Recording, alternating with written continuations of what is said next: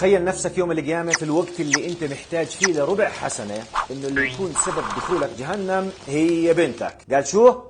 يا دكتور، أي ما هو أنا قضيت عمري وأنا أحرث وأشتغل مشانها، كيف يعني إنه هي اللي تكون سبب دخولي جهنم؟ لأنها كانت عندك مثل ما كان أبو جهل وأبو لهب بيتعاملوا مع الجواري والعبيد في سوق النخاسة، بيبيعوا للي بيدفع أكثر. معي أنت؟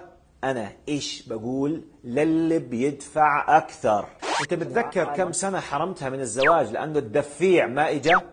متذكر كم شخص رائع صاحب خلق ودين وسمعة ما شاء الله عليه طردته من البيت لأنه ببساطة، ما بدي أقول فقير، لكن مش قادر يلحق معيار الدفع تبعك، واللي بيشبه المزارع اللي قاعد بيبيع بالغنم في سوق الحلال، مستعد يعطي بنته لأي شخص المهم إنه يدفع أكثر. يا ويلك، ما تخاف الله؟ ما بتتذكر إنه في يوم حساب؟ بس يا أخي، الله خلقك مشان تكون الحصن الحصين والحضن الدافئ لبنتك، تحميها وترعاها وتسهل أمورها، مشان تتهنى في بيتها مثل ما حضرتك تهنيت في بيتك.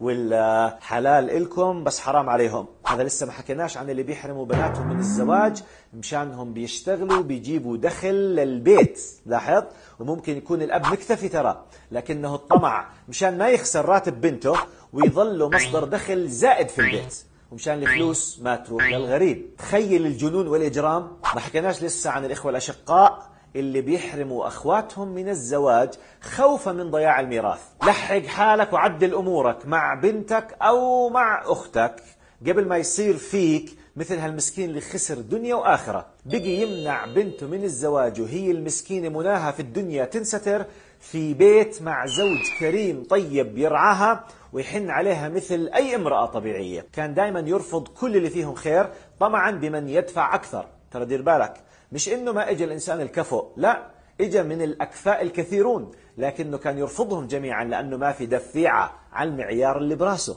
بقيت البنت بحسرتها، بيجي ابن الحلال وبينكحش، يعني بينطرد من الأب المجرم، وتبقى هي في حسرتها حتى فاتها قطار الزواج زي ما بيقولوا. مرضت مرض خطير. في هاي اللحظات المحترم أبوها صحي على حاله وعلى الجرم اللي كان عم بيرتكبه بحقها. المسكينة وهي في النزع الأخير وهو في قمة الندم، كانت وهي على فراش الموت عمالة بتتمتم بكلمات غير مفهومة. طلبت من والدها أنه يقول آمين على اللي هي عم بتقوله، فكان يعيد وراها آمين.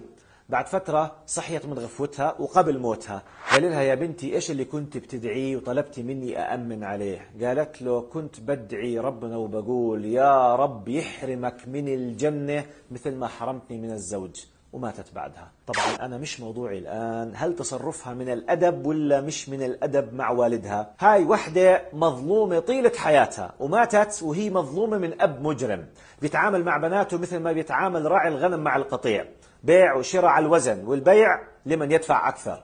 هذا خسر الدنيا والآخرة إن لم يتب. حتى إذا تاب بقي عنده مصيبة إنه بنته رح توقف يوم القيامة وتقاضيه أمام رب العزة وتقول: يا رب خذ لي حقي من هذا الظالم. مشان ما توقع بهالورطة احسبها صح ولحق حالك. بتردد أقول لك تدعي لي لأنه غالبا والله أعلم لحد هسه بتكون دعيت علي، بس الله يسامحك ويهديك ويا ريت تدعي لي.